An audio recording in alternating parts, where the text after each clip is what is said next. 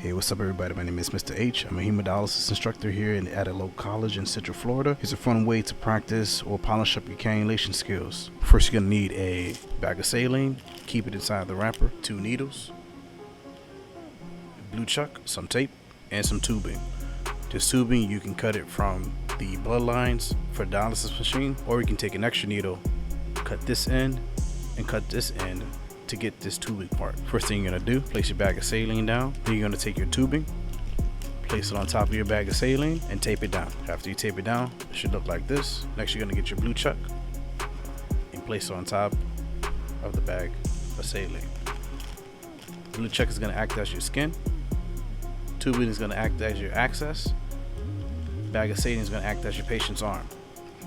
Goal is to get the needles inside the tubing without infiltrating and puncturing the saline bag. If you leak, you lose. After you successfully put your needles in, it should look like this.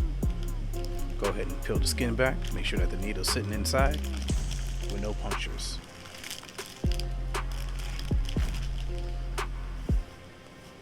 Good luck.